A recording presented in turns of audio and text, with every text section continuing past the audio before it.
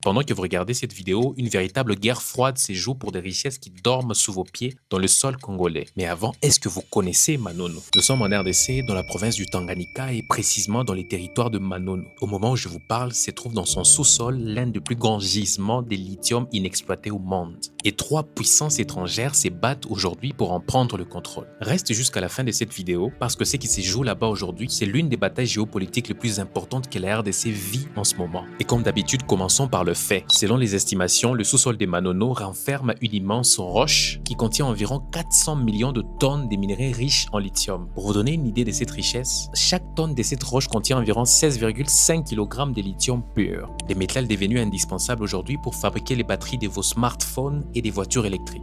Et tout cela attire des regards et c'est là que entrent en jeu nos 3 acteurs qui veulent tous prendre possession de ces trésors à Manono. Il s'agit bien de la Chine, les États-Unis et l'Australie. Et pour la Chine, elle, c'est via le groupe Zijin Mining, les géants miniers derrière Kamoa-Kakula, qui s'est emparé de 61% de la société Manono Lithium SAS, co-entreprise sur le projet dans le Manono. Et tenez-vous bien parce qu'au moment où je vous parle, malgré le bataille judiciaire en cours, les Chinois sont en train de démarrer la toute première mine industrielle de lithium dans l'histoire de la RDC. Le message est clair, la Chine a vu le potentiel, elle n'a pas une seule seconde à perdre.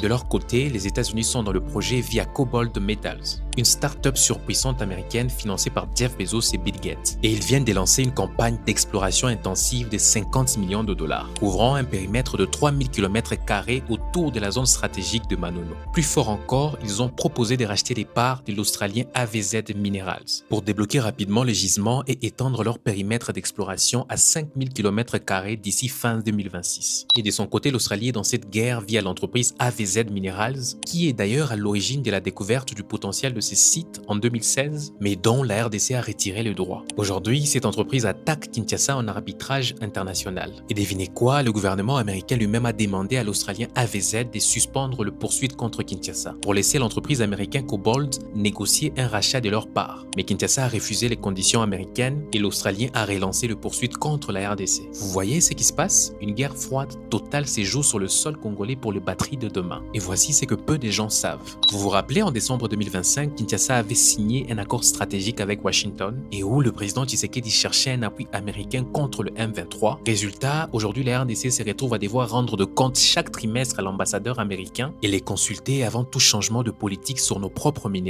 En gros, les Américains veulent être dans tout et partout. Tout cela ne vous rappelle rien? Une situation dans laquelle nous sommes déjà plongés depuis très longtemps. Aujourd'hui, la Chine contrôle déjà 80% du raffinage mondial de notre cobalt. Alors nous avons le droit et surtout le devoir de nous interroger. Est-ce que notre lithium à Manono va subir le même sort avec les Américains? Récemment, le